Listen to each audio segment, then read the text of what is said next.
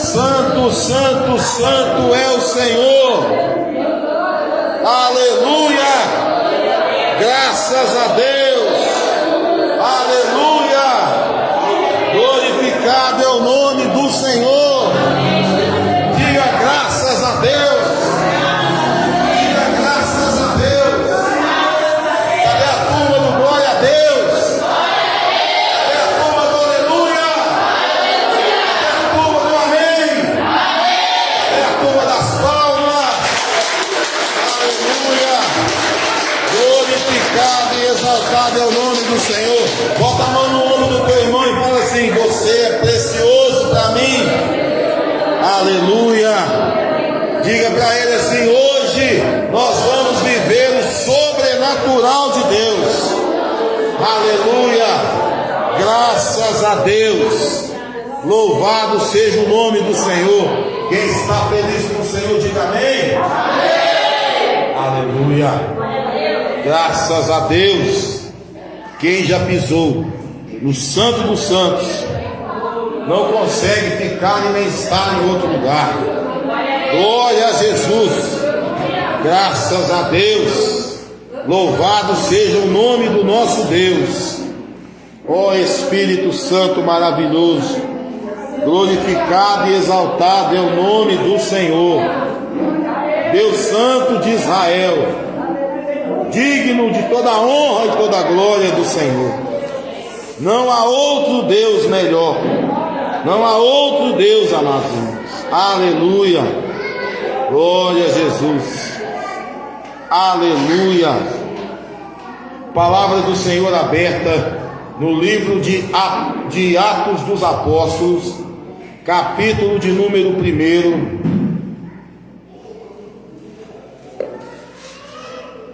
Atos dos Apóstolos, capítulo de número 1, versículo de número 6. Aleluia. Atos dos Apóstolos, capítulo de número 1, versículo de número 6. E quem encontrou, diga amém. Amém. Quem não encontrou, diga estudo bíblico, quarta-feira, 19h30. Aleluia. Glória a Jesus. Quarta-feira quero ver todo mundo aqui, viu? Estudo bíblico aí, todo mundo aqui. Quem encontrou? Todo mundo encontrou aí? Então os que estavam reunidos lhe perguntaram: Senhor, será este o tempo em que restaures o reino de Israel? Respondeu-lhes: não vos compete conhecer tempo ou épocas que o Pai reservou pela sua exclusiva autoridade, mas recebeis poder ao descer sobre vós o Espírito Santo, e sereis minhas testemunhas, tanto em Jerusalém como em toda a Judéia e Samaria e até os confins da terra. Dita essas palavras, foi Jesus elevado às alturas, à vista deles, e uma nuvem o encobriu dos seus olhos. E estando eles com os olhos fitos no céu, enquanto Jesus subia, eis que 2 varões vestidos de branco se puseram ao lado deles, e lhes disse: varões galileus, por que estáis olhando para as alturas? Este Jesus que dentre vós foi assunto aos céus, virá do modo como o vistes subir. Agora vamos lá para a primeira carta de Pedro, capítulo de número 2. Primeira carta de Pedro, capítulo de número 2. Filhinhos meus, estas coisas vos escrevo para que não pequeis. Se todavia alguém pecar, temos advogado junto aos céus, Jesus Cristo, o justo. Amém? Louvado seja Deus. Podeis assentar. Quero pedir às crianças agora para ficar em silêncio. Amém? Está muita conversa aí atrás aí. Vamos ficar em silêncio. Amém? Glorificado e exaltado é o nome do Senhor. Amados irmãos, a palavra do Senhor nessa noite, ela vem nos falar sobre a ascensão de Jesus. Ela vem nos falar da assunção de Jesus, né? Quando ele foi assunto aos céus, os discípulos perguntaram para ele: Senhor, é nesse tempo que o Senhor vem? para restaurar o reino de Israel. E Jesus pega e fala para eles assim: olha, não cabe a vocês saber o tempo e nem a hora, não cabe a vocês saber o dia e nem o momento em que eu virei. Por que Jesus falou isso? Isso aconteceu há mais de 2000 anos atrás. Nós, por tudo que tem acontecido, nós cremos que nós seremos a geração do arrebatamento. Nós cremos que Jesus virá. Não sabemos se hoje, se amanhã, depois da manhã, mas nós cremos que Ele virá. E a expectativa de que Jesus virá é tão maravilhosa que nós temos que viver o dia de hoje como se Cristo voltasse amanhã. A palavra do Senhor ela é tão clara e objetiva que não tem margem para duplo sentido nessa palavra. Não tem margem para eu pensar, não é agora, foi ontem, essa palavra é para o tempo passado. Não, a palavra diz que os apóstolos, os discípulos, viram Jesus sendo assunto aos céus. E havia 2 anjos ali, 2 varões, que disseram para eles assim: olha, o que vocês estão olhando para cima, para as alturas? Este Jesus que dentre vós foi assunto ao céu, virá do mesmo modo como vocês vistes ele subir. Então, amados irmãos, nós que conhecemos a palavra do Senhor e que temos buscado uma vida com Cristo, a expectativa que nós temos é que Jesus volte nesse tempo para nós. Ele pode voltar daqui 10 anos, 50 anos, talvez nós nem estejamos mais aqui, talvez nós até morremos, mas vamos morrer, se morrermos, na expectativa de que Ele vai voltar. Amém? A palavra diz que muitos não verão a morte, muitos não conhecerão a morte. Por quê? Porque Jesus virá e os arrebatará. Eu quero dizer para vocês, a palavra do Senhor ela é tão clara e tão objetiva que, como eu disse, não há margem para dupla interpretação. Lá em João a palavra diz: filhinhos, não pequeis, mas se todavia pecardes, tendes advogado junto ao céu, Jesus Cristo, o justo. Hoje Ele é o nosso advogado, mas amanhã Ele será o nosso juiz. E hoje, a nossa homilia dessa noite, nós vamos falar sobre algo que precisa ser mudado na vida de cada um de nós. Uma palavrinha só, mas que precisa ser mudado para que nós não venhamos a cair diante das poucas circunstâncias que a vida nos oferece. Estou falando de testemunho. Nós, como cristãos, a palavra diz que nós somos embaixadores de Cristo nessa terra. E nessa noite eu quero bater pesado na questão de testemunho. Por quê, irmãos? Porque você vai ser a Bíblia que os outros aí fora vão ler. Se você é uma pessoa que prega o Evangelho, que fala do Evangelho, que fala de Cristo, que representa a Cristo nessa terra, você tem que andar como Cristo andava, pensar como Cristo pensava, agir como Cristo pensava, e não de acordo com a sua vontade. Porque se você age de acordo com a sua vontade, você não representa Cristo nessa terra. Nós somos embaixadores de Cristo aqui. E como embaixador, um embaixador, no mundo secular, ele representa o presidente de um país. Por exemplo, nós temos um embaixador lá nos Estados Unidos, ele representa o nosso presidente. Lá na Hungria, tem um embaixador lá, ele representa o nosso país, ele representa o nosso presidente. Então nós aqui representamos a Cristo. E como representantes dele, embaixadores dele, nós temos que agir e pensar como ele agiria e como ele pensaria. Nós precisamos, ontem nós estávamos ali no Celebrai, e foi interessante que nós estávamos em 3 barracas ali. Estávamos ali vendendo as coisas, estávamos ali, fomos lá na frente, oramos, estávamos juntos, e foi um tempo de comunhão satisfatório para todos nós. Mas nós não podemos simplesmente ser o que somos no meio do povo. Eu tenho que ser um embaixador de Cristo dentro da minha casa. Eu tenho que ser um embaixador de Cristo com aqueles que eu faço negócio. Eu tenho que ser um embaixador de Cristo como filho, como pai, como avô, como avó. Eu tenho que ser um embaixador de Cristo em todas as circunstâncias da minha vida. É fácil? Não. Por quê? Porque nós temos uma natureza humana. E a nossa natureza humana, ela vai sempre querer levar vantagem em cima de alguma coisa. Ela vai sempre querer levar vantagem em cima de alguém. Só que nós temos que... Tem um livro que eu dei para alguém, não lembro quem, que fala assim... como eu agi... Como é que é? Nos meus passos... Como é que como é que é? Eu pensei que eu dei, né? Nos seus passos, em seus passos, o que Jesus faria? Às vezes eu fico me perguntando, poxa, eu falei algo com alguém, será que o Senhor falaria dessa forma? Eu vou com uma roupa hoje na praça, estou com uma roupa curta e tal, será que Jesus agiria dessa forma? O meu pensamento, nossa, não posso ver uma fulana que eu fico, será que Jesus pensaria dessa forma? Eu tenho uma decisão para tomar, será que Jesus tomaria essa decisão dessa forma? Ser embaixador de Cristo é fazer esses questionamentos. Ser embaixador de Cristo é você, toda decisão que for tomar, você pergunta, será que Jesus agiria dessa forma? Muitas das vezes nós quebramos a nossa cara, damos murro em ponto de faca. Por quê? Porque eu quero agir de acordo com a minha alma. Jesus não agia segundo a alma.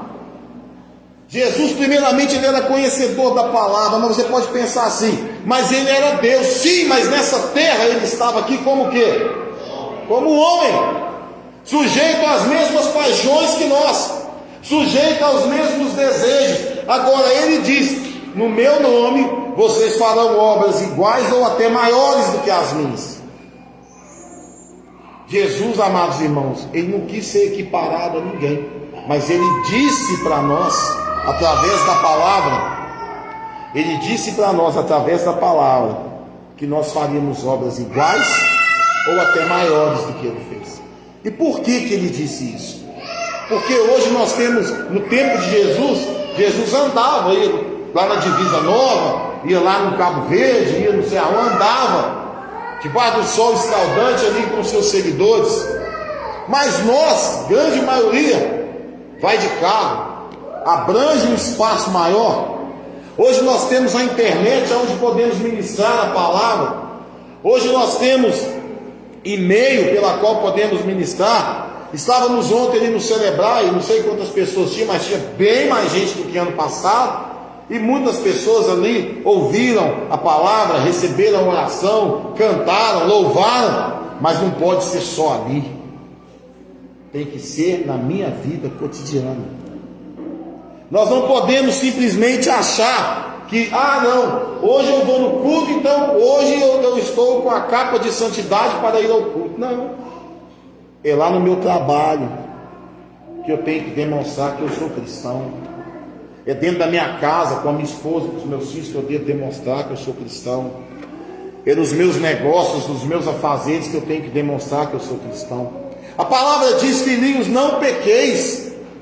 Mas eu não posso ficar simplesmente confiando que a palavra que está escrita aqui na Bíblia que fala, filhinhos, não pequeis. Mas se todavia pecares, tens um advogado no céu. Então por isso eu posso sair por aí pecando de qualquer maneira. Posso chegar, meter a mão na cara do outro, posso xingar, defraudar, pular, fazer o que eu não devo fazer, porque existe um advogado no céu que me defende. Não é assim não, gente. Não é assim não. Uma coisa é você pecar involuntariamente, outra coisa é você ir lá sabendo que está pecando, ir lá e cometer aquele pecado. A palavra de Deus fala que nós não podemos matar, mas eu vou lhe matar aquele cara porque tem um advogado no céu que me defende. E não é assim. Nós não podemos, irmãos, simplesmente ignorar o resto da palavra de Deus, porque uma coisa completa a outra, uma coisa vai completando a outra, uma palavra vai completando a outra. Nós sabemos que Jesus irá voltar, e nós cantamos aqui, né? Quem já entrou no Santo dos, quem já pisou no Santo dos Santos, em outro lugar não sabe viver. Esses somos nós. Esses somos nós. Por quê? Porque quem conheceu verdadeiramente o Senhor e aceitou Jesus Cristo como o único Salvador de sua vida, aquilo que ele espera daqui para frente é a volta de Jesus. Mas a gente tem que entender, amados irmãos, que somos representantes dele aqui nessa terra. E por sermos representantes dele aqui nessa terra, precisamos começar a agir como tal. Chega de ficar tomando decisões precipitadas, quebrando a nossa cara, fazendo situações aí, e levando outras, aí que é o pior, levando outras pessoas a pecarem também. A Bíblia fala que ai daquele pela qual vem o escândalo. O escândalo é inevitável, mas ai daquele por quem vem o escândalo. Ontem nós estávamos ali naquela praça, sabemos que tinha pessoas que não eram cristãs ali, mas que estavam ali, ouvindo da palavra, vendo a igreja trabalhar. Quando nós chegamos, nós que trabalhamos na barraca, demos as mãos e oramos, né? E oramos ali, por quê? Porque não podemos iniciar nada sem primeiramente orar ao Senhor. Não podemos orar, não podemos começar nada sem falar com Deus. Não podemos fazer um negócio sem antes Deus esteja nesse negócio. Não podemos ir ali fazer algo e sem falar, Deus, me abençoa nisso aqui. Por quê? Porque o inimigo também traz pratos para você comer. E você tem que ter o que, Vanessa? Discernimento. Discernimento. Para você não sair caindo aí, por aí, tropeçando e caindo. A palavra do Senhor, ela fala que nós já somos um povo escolhido, uma geração eleita, um povo de propriedade exclusiva do Senhor. Então cadê o teu carimbo no peito aí dizendo que você é do Senhor? Obrigado. Amados irmãos, nessa noite eu quero dizer algo para vocês. Eu falei que nós vamos falar sobre testemunhos. A gente está dando só uma introdução aqui para entrarmos nessa questão. Irmãos, é muito triste quando você vê alguém que caminhou com você, alguém que aprendeu com você e você também aprendeu com essa pessoa, e de repente você vê a pessoa numa situação de dar um mau testemunho. Dar um mau testemunho. E mau testemunho tem N testemunhos. Mas eu acredito que o pior mau testemunho que você pode dar é com quem também é crente. Porque quem está lá no mundo, se você faz alguma coisa contra ela vai falar assim, você não é crente, não podia fazer isso e tal. Mas acontece que quando você dá um mau testemunho com quem é crente, dificilmente aquela pessoa vai esquecer isso. Não é fácil liberar perdão na vida das pessoas. Não é fácil liberar perdão na vida das pessoas. Tem gente que fala assim, não, beleza, eu esqueci. Só que perdão não é amnésia. Perdão não é simplesmente você esquecer o que o outro fez com você. Costumo dizer que casais, quando dormem brigados, no outro dia levanta, dá um beijinho, beleza, tá tranquilo. Mas na primeira discussão que tiver, aquele negócio lá de trás vem à tona de novo. Vem à tona de novo. Mas você faz isso. Mas no dia, em 1950, você fez isso, isso e isso comigo. Já passou 200 anos. Mas a pessoa lembra. Tem um ditado que fala aí que quem bate esquece, né? Quem apanha não esquece. Eu quero dar uma palavrinha aqui, abrindo um parênteses para os casais. A gente não pode simplesmente achar que porque somos casados com uma pessoa, a pessoa deve para nós todo e qualquer tipo de satisfação. As coisas não são assim. Eu já tenho 10 anos de casado com a Lucimara. A minha mulher sabe praticamente tudo da minha vida. Mas eu tenho um particular com Deus que é só eu e Deus. Ela tem particular com Deus que é só ela e Deus. Tem coisas, por mais que o casal seja um, você tem que ter o seu particular com Deus. Você precisa ter esse particular com Deus. Às vezes, eu acho interessante que pessoas confiam mais no outro, confia mais no fulano, confia mais no ciclano, do que confiar em Deus. Conta seus segredos para todo mundo. Deus, apesar de saber todas as coisas, da sua boca Ele é o último a saber. E às vezes você está caindo e não percebe que está caindo, porque você não fala com Deus. Você prefere falar com A, com B, com C e com D. E eu acho interessante isso, porque às vezes você vai pedir conselho para uma pessoa que está numa vida mais desgraçada do que a sua, está numa vida mais arrebentada do que a sua. E aí você chega lá, rapaz, eu não sei o que eu faço e tal. Vai lá pedir conselho para um cachaceiro, vai lá pedir conselho para não sei quem, vai lá pedir conselho para um amigo do trabalho, vai lá pedir conselho para uma pessoa que xinga mais do que tudo. E você está lá pedindo conselho para aquela pessoa que não tem nada a ver com Cristo. E o pior, você é crente. Você é uma pessoa que professa a fé cristã, mas não segue o que a palavra de Deus diz. Faz tudo ao contrário e depois quer colocar a culpa em Deus. Ah, mas Deus vai me livrar. Pera aí, meu irmão. A palavra de Deus fala: não tentarás o Senhor teu Deus. Eu vou pegar o carro e vou colocar 250 quilômetros do carro no meio da praça ali, esborracho lá na frente. Não, Deus quis assim. Deus não quis isso não, né? É a sua atitude que levou você a cair nisso daí. Quantas pessoas que eu conheci nesses meus 30 e poucos anos aí de cristão, que tomaram decisões precipitadas e amargam hoje a tristeza de não poder sair dessa situação. Eu me lembro de um caso que eu ouvi de um determinado pastor, que ele conta que chegou uma senhora de uns 50 e tantos, 60 anos de idade, e ela chegou perto dele e falou: pastor, eu quero que o senhor ore por mim. Eu quero que o senhor... ele conta que ela era igual aquela vovó da dona do sítio Pica-Pau Amarelo, né? Aquela dona Benta, aquelas bochechinhas que dá vontade de morder. E ele conta que ela chegou e falou assim: pastor, eu preciso de oração, eu estou doente. Ele perguntou para ela assim: o que foi? Dor nos ossos, dor na perna? Foi falando que é muito. Não, é o coração. E ele pegou e falou: o que foi? É angina? É ameaça de infarto? O que foi? Não, é a região dos meus sentimentos. Mas o que está acontecendo? Pastor, eu tenho 50 anos de casado, eu não amo meu marido. Mas agora descobriu que não ama? Não, eu nunca amei meu marido.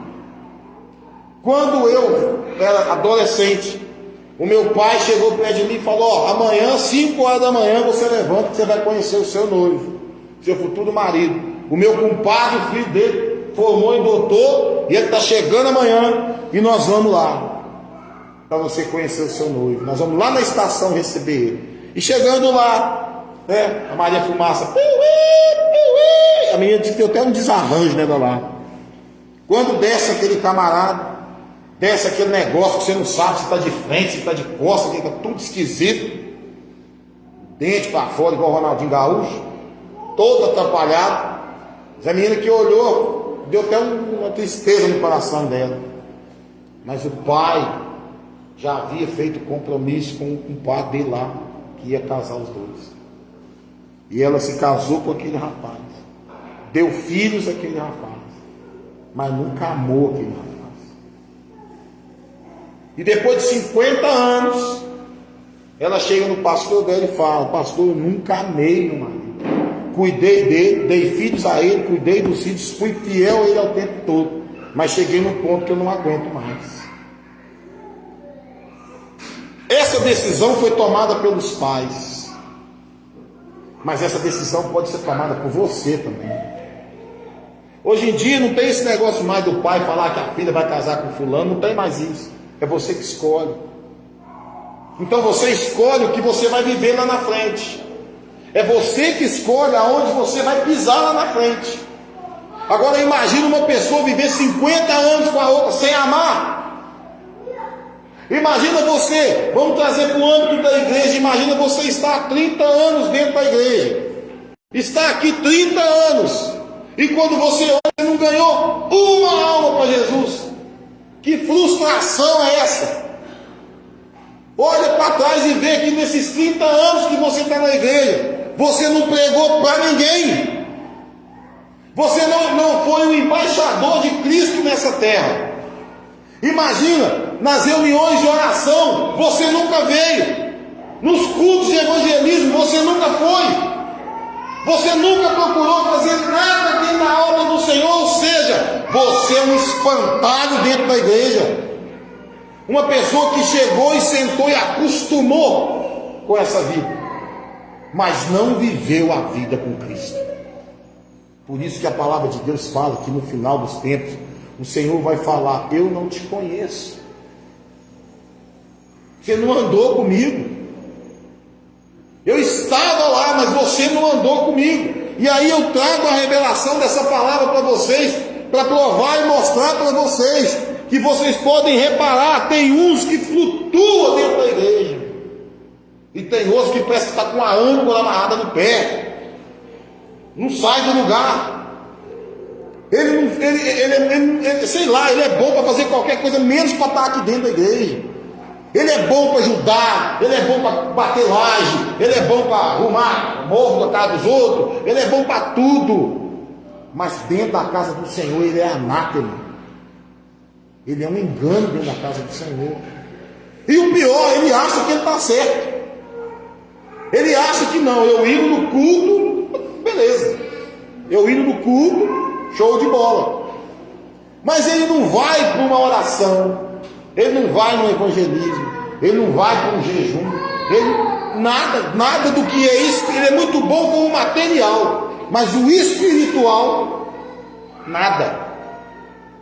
E aí, ele começa a falar o seguinte: aquele irmão ali, ó, ele gosta de aparecer, porque ele gosta de orar alto, ele bate palma, ele faz isso, ele gosta de aparecer. Aquele irmão ali é só dentro da igreja. Aquele irmão ali é isso, é aquilo outro. Ah, o pastor não, o pastor é duro demais, a pastora é isso, é aquilo outro. Mas ele não olha para si e vê que quem está morrendo espiritualmente é ele. A culpa é de todo mundo, menos dele. Ele, Vanessa, é uma pessoa que, se ele morrer agora, ele passa do céu. Ele não tem pecado, ele não erra, ele não fala nada de errado. Só os outros que é ruim, só os outros que não prestam.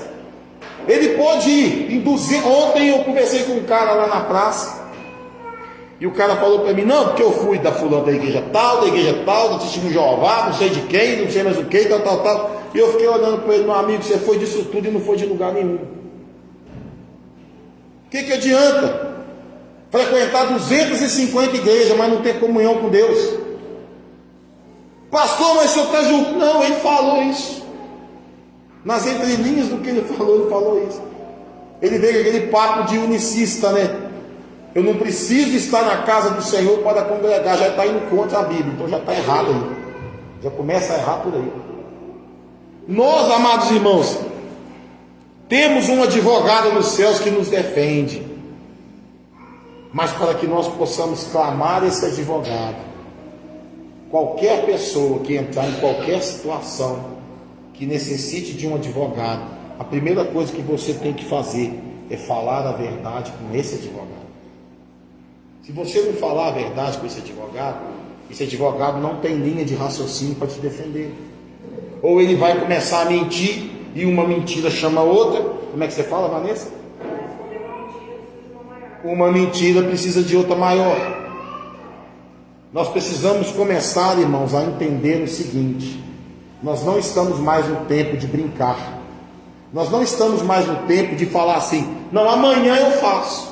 Nós não estamos mais no tempo de falar assim: não, eu acho que ainda dá para ir mais aqui. Olha, aquele cara que morreu lá do lado de Jesus na cruz, ele teve 30 segundos ali para pedir perdão.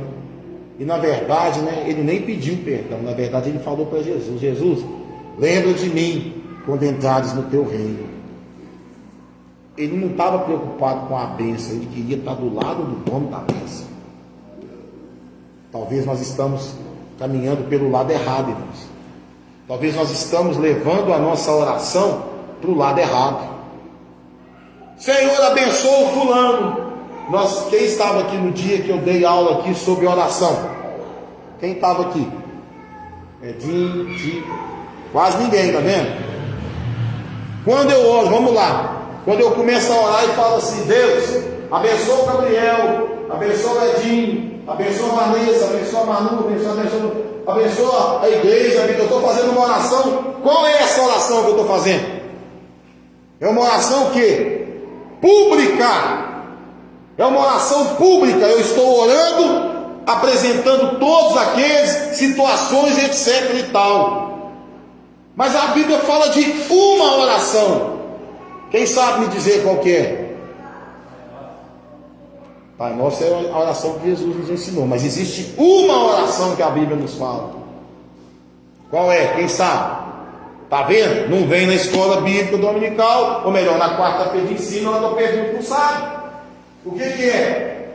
Entra no teu quarto e fala ao teu pai que está em secreto. Essa oração remete ao quê? Intimidade. Não adianta nada você ficar aqui, ó Deus, que não se todo dia eu oro no grupo, todo dia eu oro por todo mundo da igreja, oração pública, mas eu tenho meu momento particular com Deus. A irmã Marli, todos os dias, ela posta 4, 5 orações no grupo, oração pública por cada um de nós.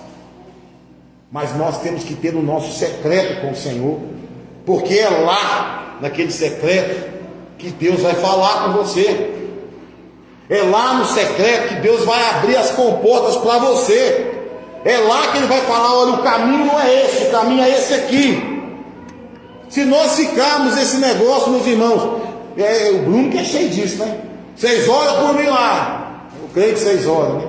Tem que dar um relógio, esse menino nunca sai das 6 horas dele, tá doido? 6 horas por mim, 6 horas por mim. Mas eu sei nunca ora, se bem que o Bruno ora, né? Mas nós temos que parar com isso. Porque a palavra de Deus acabou de dizer para nós aqui que nós não sabemos o dia e nem a hora. A própria palavra nos diz que temos um advogado.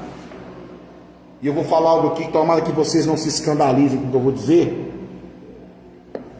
Mas tem muitas pessoas que são incubadoras de pecado. Ela incuba um pecado, aquele pecado vai nascer, vai gerar outro, que vai nascer, que vai gerar outro.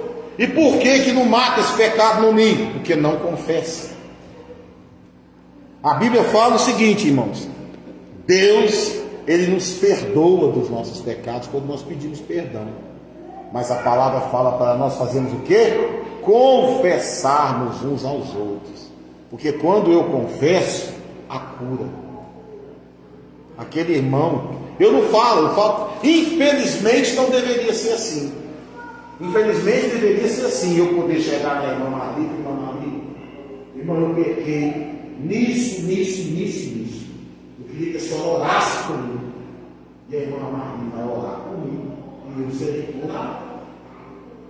Eu quero o ato. Chega perto de mim, pastor, preciso pensar sobre o que foi, pastor, eu pequei nisso. Vamos orar. Para que haja cura na vida dele. Mas o problema é que nós não podemos falar com todo mundo. Infelizmente nós não podemos, não é todo mundo que está preparado para ouvir o que o outro vai dizer. Você fala, eu chego perto do Bruno, conto o meu pecado para o Bruno lá no serviço dele conta para todo mundo. Aí eu conto para a Lara, no outro dia a Lara conta lá na Lara, no telefone lá, não, porque o meu pastor lá não está, é assim, sensato, está com esse pecado aí, ó. Ou se não, conto para o outro chega na igreja. Pastor, não deveria ser assim, porque aqui nós somos uma irmandade, nós somos parte do corpo de Cristo. Se o dedinho de um doer, tem que doer o corpo inteiro. Não dá para ser esse negócio de, porque eu não posso falar com o ciclano, porque o ciclano é fofoqueiro. Aí eu não pai, peraí, que igreja é essa aí? Que corpo de Cristo é esse? O Gabriel abre Atos 42 para mim ali. Nós precisamos começar a viver a essência do que era a igreja primitiva. Tinha problemas? Tinha. Tinha problemas lá? Tinha. Mas os problemas que tinham lá eram resolvidos dentro da igreja. Atos 42. Se nós entendemos, irmãos, que nós não sabemos o dia e nem a hora. E da mesma forma que Jesus subiu, ele vai descer, nós precisávamos começar a viver isso aqui, ó. E perseverar na doutrina dos apóstolos, e na comunhão, e no partir do pão, e nas orações. Resumir, volta. Alguém pode dizer para mim, resumir isso aqui numa palavra? Quem sabe aí? Vamos lá, pessoal que prega aí, ó. Resume isso aqui para mim numa palavra. E perseveravam na doutrina dos apóstolos. Quem ensinou os apóstolos? E na comunhão, e no partir do pão, e nas orações. O que remete isso aqui? Intimidade. Intimidade. E perseveravam na doutrina dos apóstolos, e na comunhão, e no partir do pão, e nas orações. Então, se eu chego aqui, vamos orar todos juntos, vamos orar, nós estamos tendo um momento de quê? Intimidade. Olha lá, no partir do pão e na comunhão. Comunhão sempre vai remeter à intimidade. Você não tem intimidade com quem você não comunga, não, hein? Passa. E em toda a alma havia temor, e muitas maravilhas e sinais faziam-se pelos apóstolos. Uma palavra que resume isso aqui, quem sabe? Vamos lá, gente, pode chutar. Não é estudo bíblico, não, mas dá uma oportunidade, pode chutar. Quem sabe? Tem uma palavra que remete isso aqui, ó. E em toda a alma havia temor, e muitas maravilhas e sinais se faziam pelos apóstolos. Uma palavra, quem sabe? Poder. Volta no meio. Comunhão, pão, oração. Oração gera, vai. O temor que vão gerar sinais e maravilhas. Poder. Esses sinais acompanharão os que crerem. Passa.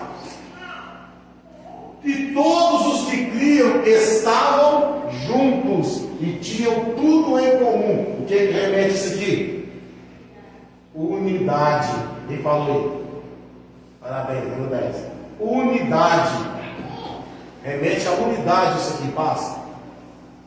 E vendiam suas propriedades e bens e repartiam com todos, segundo cada um havia de mista, de necessidade. Uma palavra que remete tudo isso aqui. Quem sabe? Começa com e termina com paixão. Compaixão. Amém? Amém. Próximo. E perseverando unânimes todos os dias do tempo, e partindo o pão de casa em casa, comiam juntos com alegria e singeleza de coração. Olha só, irmãos, perseverando unânimes todos os dias do tempo, e partindo o pão de casa em casa, comiam juntos e com alegria e singeleza de coração. Aqui são algumas palavras. Eu tive fome, tive sede, estive nu, estive preso. Está ali, ó.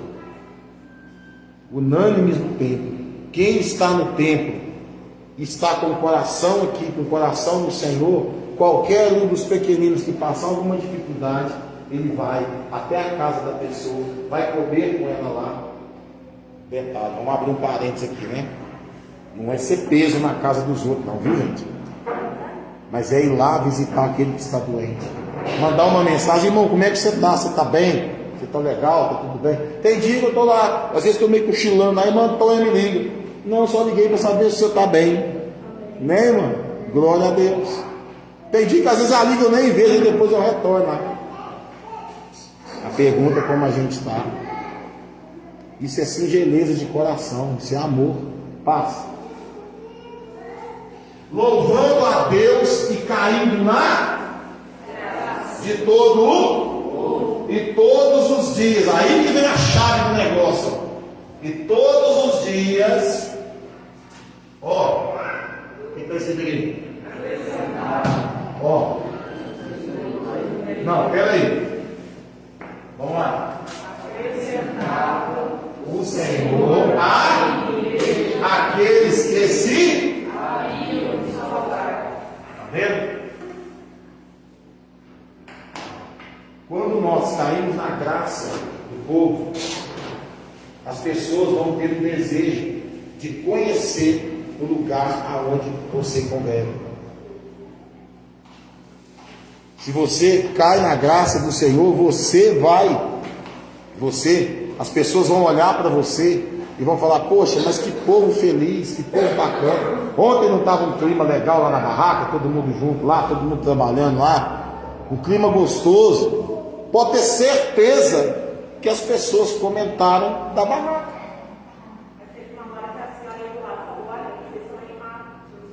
Não escutei, mas você escutou, que bênção, glória a Deus. Olha só que beleza. Depois no final o pastor Carlos passou lá na barraca, ficou um tempo lá conversando com a gente. Isso, gente, nós precisamos ter isso na nossa vida. Mas para isso eu preciso o quê? Pegar cada palavrinha do que nós lemos em Atos 42 e aplicar na nossa vida secular. Aonde eu estiver, vou dar um exemplo aqui. A Lária trabalha lá na Alares, né? Houve xingamento lá o dia inteiro. Você já imaginou se cada xingamento que você ouve se absorvesse para você? Já imaginou? A Lária, todos nós precisamos, mas a Lária é uma pessoa que precisa das nossas orações constantes. Porque ela ouve tudo quanto é trem que não precisava de ouvir, ela ouve lá naquele telefone. O Brasil inteiro, né, Lária? O Brasil inteiro. E eu tenho certeza que tem dia que ela sai de lá destruída, arrebentada. Isso, amados irmãos, é a gente ter amor uns pelos outros. É a gente saber que tem um irmão que está em determinado lugar, que naquele momento, se você lembrou dela, ora, porque é naquele momento que ela está precisando. E é o Espírito Santo que está te mostrando, ora por ela, intercede por ela lá. Da mesma forma como a irmã Marli intercede por mim, Maciel, os outros irmãos intercedem por nós. Nós não podemos simplesmente esquecer que somos embaixadores de Cristo nessa terra. E nessa noite o que eu quero dizer para você: dê testemunho, como era na igreja primitiva. Dê testemunho. Nós não podemos ficar com esse negócio de testemunho mais ou menos. Ou você dá testemunho ou você não dá. Não fica no meio termo não, porque no meio termo você vai cair lá no morno, lá que fala em Apocalipse. E aquele que é morto, nós já sabemos o que acontece com ele. Amém? Essa é a palavra que eu queria trazer para vocês nessa noite. E eu gostaria de orar. Eu queria que abrisse as cadeiras aí. Amém? Amém. Amém.